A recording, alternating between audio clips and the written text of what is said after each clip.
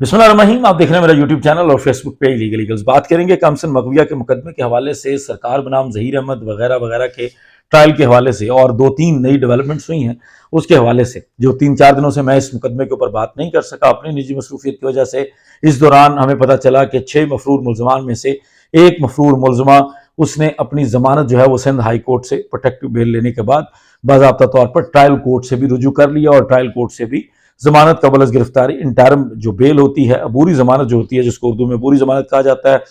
कच्ची जमानत भी कहा जाता है, वो हासिल कर ली है। पहले सिंध हाई कोर्ट की तरफ से जस्टिस सलाउद्दीन पामर साहब ने 25,000 रुपए में जमानत दी, और उसके बाद निचली अदालत जो ट्रायल कोर्ट है वहां से भी वो जमानत उस मुलजमा को, जो मफरूर थी इस मुकदमे के अंदर, जिनके लिए नॉन बेलेबल वारंट्स निकले थे, उनको वो जमानत मिली है। लोगों का सवाल था बार बार कि जब एक मुलजिम के नॉन बेलेबल वारंट्स निकल चुके थे तो फिर उसको ये जमानत क्यों मिली है। एक तो उसको एड्रेस करेंगे। दूसरा, एक बहुत बड़ी तकलीफ हमने सुनी, जिसके अंदर एक शैतान जो है वो बहुत ज्यादा तकलीफ दे हालत के अंदर था, जिसमें सबसे बड़ा मुद्दा या सबसे बड़ा जो उसका टॉपिक था वो ये था कि डीएसपी सईद रेंद साहब को ट्रांसफर कर दिया गया। डीएसपी सईद रेंद साहब का ट्रांसफर क्यों तकलीफ दे था, क्यों लोगों को परेशानी में मुब्तला कर रहा था, क्यों लोगों के लिए ये बहुत बड़ा सब्जेक्ट था, क्यों आज तक 4 लोग, इस 4 तफ्तीशी अफसर चेंज हो चुके हैं, इस हद तक किसी ने इतना शाउट नहीं किया या एहतजाज नहीं किया इस मुलाजिम की तरफ से, शैतान की तरफ से, इससे पहले इसकी तरफ से इस तरह का रिएक्शन नहीं आया। अब ही क्यों डीएसपी सईद रेंद के तबादले के ऊपर ये सारी चीजें आई हैं, और ये जो मफरूर मुलजमा थी नूर मुनीर, इनकी तरफ से अब ही क्यों जाकर ये जमानत के लिए अप्लाई किया गया। बहुत सारे लोगों के ज़हन में कई तरह के जवाब आते हैं, लेकिन जो कानूनी तौर पर जो मुझे समझ आया वो चीज़ें मैं आप लोगों के सामने रखूंगा, क्योंकि मैं इसके ऊपर पहले बात नहीं कर सका। पहले आप लोगों ने क्लियर कर लेना अपने आप को, जो सईद रिंद साहब का रोल है इस मुकदमे के अंदर। जब सईद रिंद साहब को तब्दील करने के बाद स्पेशल इन्वेस्टिगेटिंग यूनिट से सईद रिंद साहब का नाम इस तफ्तीश के लिए आया था, तो हम ये सुना था कि अच्छे ऑफिसर हैं, मुनासिब ऑफिसर हैं, इनकी रिप्यूट बुरी नहीं है। लेकिन जाहिर है एक टाइम के बाद हमने देखा कि वही सईद रिंद, पहले उन्होंने शाहिद हुसैन साहब के ऊपर गन तानी, उसके बाद भी उन्होंने कई ऐसे इवेंट्स दिखाए, कई जगहों पे उन्होंने अपना आप दिखाया कि मैं किस तरह का काम कर रहा हूं, या मेरा मुल्जमान के साथ किस तरह का ताल्लुक है, इस केस के अंदर मेरा क्या इंटरेस्ट है, ये सारी चीजें उन्होंने प्रैक्टिकली दिखाई हमारे सामने। अब हुआ यही था, आप लोगों को याद होगा कि एक दफा एमएलओ का ऑर्डर निचली अदालत से हो जाता है, और उसके बाद वैसे तो फौरी तौर पर उसको एग्जीक्यूट करना है, लेकिन उसके बाद भी सईद रिंद ने एक मुनासिब टाइम लिया और वेट किया जब तक मुल्जिम की तरफ से उसको चैलेंज नहीं किया जाता सिंध हाई कोर्ट के अंदर। और जब उसके ऊपर थोड़ा प्रेशर आया कि फौरी तौर पर एमएलओ करवाओ, जब तुम्हारे पास हुक्मनामा पहुंच चुका है, और जब उसके ऊपर वो प्रेशर आया, तो रिपोर्टरली जो सुनने में आता है मुबैना तौर पर, उसकी तरफ से ही मुल्जमान को फौरी तौर पर यह कहा गया, और मुल्जमान के वकला के साथ राब्ता करके कहा गया कि आप लोग फौरी तौर पर इसको सिंध हाई कोर्ट में चैलेंज करें, वरना मेरे ऊपर प्रेशर है, मुझे बच्ची का एमएलओ करवाना पड़ेगा। जिसके बाद हमने ये सिचुएशन देखी कि हमें पता चलता है कि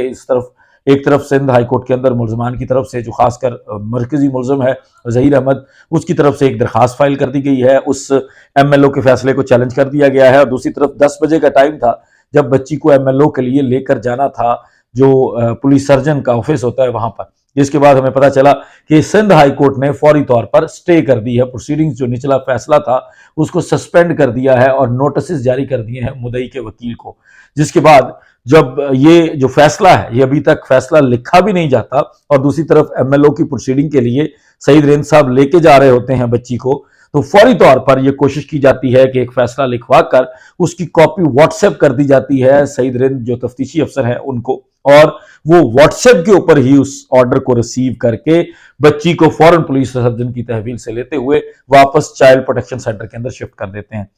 वो जो रोल था वो पहली दफा बड़ा खुल के सामने आया। इससे पहले भी कई चीजें वो कर चुके थे, जिस तरीके से वो लोगों के साथ वहां पर पेश आते थे, एक बदमाशी का माहौल था। हमारे अदालती हाथे के अंदर वो खुलेआम पिस्तौल तान लेते थे, और वो अपने आप को अदालतों के अंदर, अदालती हाथे के अंदर डॉन साबित करने की कोशिश कर रहे थे। लेकिन जब उन्होंने ये काम किया तो बड़ा उनका रोल वाजे हो गया।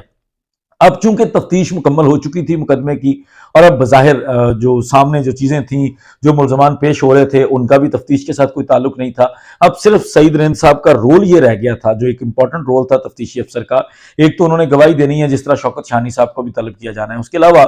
जितने भी गवाह इस मुकदमे के लाए जाएंगे वो भी सईद रिंद साहब के हाथों ही अदालत के अंदर लाए जाने थे। उसके अलावा जब भी कभी बच्ची को भी अगर चाइल्ड प्रोटेक्शन सेंटर से अदालत ऑर्डर करती पेश करने के लिए, तो वो ना तो मुल्जिम को करना था, ना मुदई को करना था, वो भी تفتیشی افسر کے ذریعے اس طرح کا کام کروایا جانا تھا، اور وہ ایک ایسی جگہ تھی جہاں پر سعید رند صاحب کا انفلوئنس چل سکتا تھا۔ اب سعید رند صاحب کو ایک نارمل جو روٹین کے پروسیجر کے اندر ٹرانسفرز ہوتے ہیں، ٹرانسفر پوسٹنگز ہوتی ہیں، اس کے اندر ان کو ایک ٹرانسفر لیٹر ملا، جس کے بعد فوری طور پر ملزمان کے جو ملازمین ہیں، اس میں خاص کر جو شیطان کا رول ہے، آپ لوگوں کو پتا ہے کہ وہ پہلے دن سے اپنی ایمانداری وفاداری کے ساتھ اپنی اس نوکری کو نبھا رہا ہے، اس ملازمت کو پورا کر رہا ہے، اس کی طرف سے یہ احتجاج کیا گیا کہ سعید رند صاحب کو پریشر ڈال کے تبادلہ کروایا گیا ہے۔ اب چونکہ سعید رند صاحب کا تبادلہ ہو گیا، سعید رند صاحب کا اس مقدمے کے اوپر کوئی انفلوئنس نہیں رہا، اب جو مفرور ملزمان تھے جس کے لیے سعید رند صاحب نے یہ تک جھوٹ بولا تھا عدالت کے اندر، ایک جھوٹی رپورٹ بھی جمع کروائی تھی کہ ہم نے جو مفرور ملزمان ہیں ان کی جگہوں پر ریڈ کیا ہے، ہم یونیورسٹی کی فلاں رہائش کے اوپر گئے، وہاں پر ہمیں نہ وہ ملے جو وسیم ہے، نہ ہمیں نور منیر ملی، ہمیں کوئی نہیں ملا اور ہم واپس آ گئے۔ حالانکہ پنجاب کی ہوم ڈپارٹمنٹ پنجاب کے مطابق کوئی بھی اجازت نامہ ابھی تک سندھ ہوم ڈپارٹمنٹ کے ذریعے لا کر سندھ پولیس نے نہیں دیا تھا، جس کے بعد وہ کوئی کارروائی کر سکتے تھے۔ وہ جو ساری چیزیں تھی، یہ جو سارا ریلیف دیا جا رہا تھا سعید رند صاحب کی طرف سے ان ملزمان کو، اور خاص کر مفرور ملزمان کو، اور وہ جو ایک امید لگی ہوئی تھی ملزمان کو کہ جب کبھی بھی وہ موقع آئے گا جہاں بچی کی ایکسس ملے گی اس تفتیشی افسر کو، تو وہی موقع ہوگا جہاں پر ہم وہ سارا انفلوئنس جو ہے وہ اپنا دوبارہ جما لیں گے۔ وہ جو ہم نے آج تک دباؤ ڈالا تھا، وہ جو ہم نے آج تک بچی سے بیانات دلوائے تھے، تو یہی تفتیشی افسر ہمیں سپورٹ کرے گا، کیونکہ یہ پہلے بھی بغیر کسی کو بتائے، بغیر عدالت کی اجازت لیے وہاں پر جا کر بچی کا بیان ریکارڈ کر چکا ہے، اور وہ جس طرح کا بیان تھا اس کو میں پہلے بھی، جب بچی کا پہلی دفعہ بیان لیا گیا تھا، وہ میں اس کا پوسٹ مارٹم کر چکا ہوں جولائی کے مہینے کے اندر ہی جب وہ بیان لیا گیا تھا۔ اس لیے سعید رند صاحب کا رول جب اس مقدمے سے ہٹا تو فوری طور پر جو پہلا کام کیا گیا وہ یہ کیا گیا کہ نور منیر کی ضمانت کے لیے سندھ ہائی کورٹ سے رجوع کیا گیا، کیونکہ اب سعید رند کے نہ رہنے کے بعد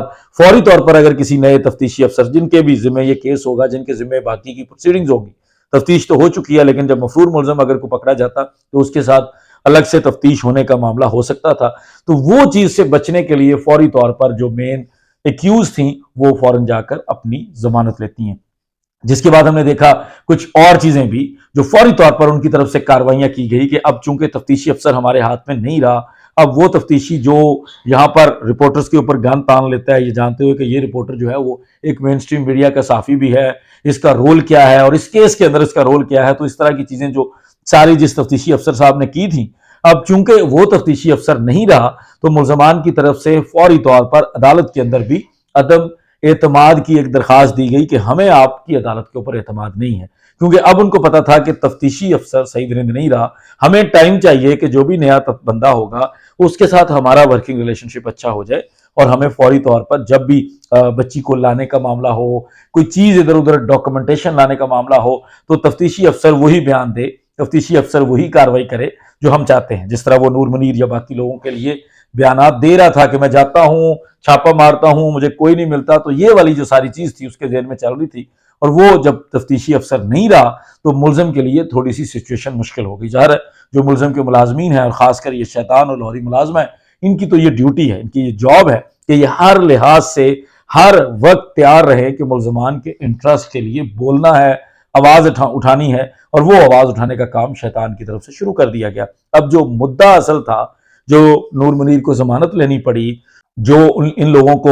وہ اعتماد نہ ہونے کی درخواست دینی پڑی، اس سب کے پیچھے جو کڑیاں ملتی ہیں وہ تفتیشی افسر سعید رند صاحب کی تبدیلی ہے۔ کئی لوگوں کے ذہن میں یہ سوال، کئی لوگوں کے ذہن میں یہ چیزیں آ رہی تھیں کہ شاید وہ مقدمے کو لنگر آن کرنے کے لیے اس سٹیج پر آ کر نور منیر نے اپنی جا کر کورٹ کے اندر سرنڈر کیا ہے، اور ایک جو سوال بار بار آپ لوگ کر رہے تھے کامنٹ سیکشن میں کہ اگر ایک بندہ جس کے نان بیلیبل وارنٹس نکل چکے ہیں اس کو ضمانت کیوں دے دی گئی فوراً؟ تو یہ جو پروٹیکٹیو بیل ہوتی ہے، یہ وہ اگر لاہور ہائی کورٹ سے بھی رجوع کرتی، اسلام آباد ہائی کورٹ سے کرتی، کہیں اور سے کرتی، تب بھی اس کو مل جانی تھی، وہ ملزم کا رائٹ ہوتا ہے۔ لیکن اس کا مطلب یہ قطعاً نہیں ہوتا کہ یہ جو ضمانت ملی ہے، یا آگے بھی اگر ضمانت کنفرم ہو جاتی ہے خاتون ہونے کی وجہ سے، رول آف کنسسٹنسی کے اوپر کہ جہاں اس کے بچوں کی ضمانتیں کنفرم ہو چکی ہیں، اس کو بھی وہ ضمانت مل جائے، تو اس کے باوجود اس کا مطلب یہ قطعاً نہیں ہے کہ بندہ بری ہو جاتا ہے، بلکہ اس کا مطلب یہ ہوتا ہے کہ اب آپ کو عدالتوں کے چکر لگانے ہیں، اب آپ کو حاضریاں لگانی ہیں۔ اصل وجہ صرف یہ تھی کہ چونکہ اب وہ تفتیشی افسر نہیں رہا جو لاہور آئے بغیر لاہور آنے کی رپورٹ دیتا تھا، جو ہوم ڈپارٹمنٹ سے اجازت لیے بغیر ایک رپورٹ دیتا تھا، جو بچی کا ایم ایل او رکوانے کے لیے واٹس ایپ کے آرڈر لیتا تھا اور وہ جو ساری چیزیں جو سہولتیں وہ دے رہا تھا، ملزمان کو پروٹوکول دے رہا تھا، شیلٹر دے رہا تھا، اسکورٹ کرتا تھا آتے جاتے، اب وہ چونکہ سہولیات نہیں رہی تھیں، اس لیے فوری طور پر نور منیر کو بھی سرنڈر کرنا پڑا عدالت کے اندر۔ نور منیر کے بعد باقی چیزوں میں عدالت کے اندر چیزوں کو لمبا کرنے کے لیے عدم اعتماد کی درخواست بھی دینی پڑی، اور یہ وہ ساری چیزیں ہیں جو آنے والے دنوں میں ہمیں اور بھی کئی ایسے ایونٹس نظر آئیں گے جب تک نئے افسر جو اس کیس کے کسٹوڈین ہوں گے، جن کے ذمے فار دی ٹائم بینگ جب تک ٹرائل چلے گا، جن کے ذمے یہ ساری ڈیوٹی ہوگی کہ وہ ٹرائل کو فیسیلیٹیٹ کرے، تو جب تک ان کے ساتھ کوئی معاملات طے نہیں ہو جاتے یا وہ ان کی لائن پر نہیں آ جاتے، تب تک اس طرح کی چیزیں چلانے کی کوشش کی جائے گی۔ لیکن بہرحال 19 دسمبر کو ایک ہیئرنگ ہونی ہے، 19 دسمبر کو آنریبل کورٹ اگر مناسب سمجھے گی تو سب سے پہلا وہ حکم جاری کرے گی کہ اگر وہ چائلڈ پروٹیکشن سینٹر کی جو رپورٹ ہے، جو سیل رپورٹ ہے، آرڈر شیٹ کے مطابق سیلڈ رپورٹ سیلڈ انویلپ کے اندر چائلڈ پروٹیکشن کی طرف سے جمع کروا دی گئی ہے، جس کو کھولا جائے گا 19 دسمبر کو، اگر جج الیاس میمن صاحب اویلیبل ہوتے ہیں۔ نہیں بھی اویلیبل ہوتے تو ہو سکتا ہے پھر کسی ڈیوٹی جج کے پاس اس کو پیش کروا کے کھولا جائے۔ اس کے بعد وہ اس چیز کا فیصلہ کریں گے کہ بچی کا اگلا سٹے کہاں پہ ہوگا، ماں باپ کے پاس ہوگا یا کسی اور جگہ ہوگا۔ اس سے پہلے 16 دسمبر کو ماں باپ بچی سے ایک دفعہ ملاقات بھی کریں گے، اور اسی پیٹرن پہ ملاقات ہوگی جس طرح پہلے 1 دسمبر کو ہوئی ہے، اس سے پہلے 16 نومبر کو ہوئی ہے، اس سے پہلے 1 نومبر کو ہوئی ہے۔ وہ ساری میٹنگز والا اسکیجول جو ہے وہ دہرایا جائے گا، اور 16 دسمبر کو ماں باپ ایک دفعہ پھر بچی سے ملیں گے۔ اس کے بارے میں ہم آپ کو اپڈیٹ کریں گے، فردر جو بھی ڈیولپمنٹ ہوگی آپ لوگوں کے ساتھ ضرور شیئر کریں گے۔ یہ کچھ کویسچنز تھے جو مجھے ریسیو ہو رہے تھے کامنٹ سیکشن میں، تو آئی تھاٹ کہ ان کو رسپونڈ کر دیا جائے۔ بہت شکریہ، السلام علیکم۔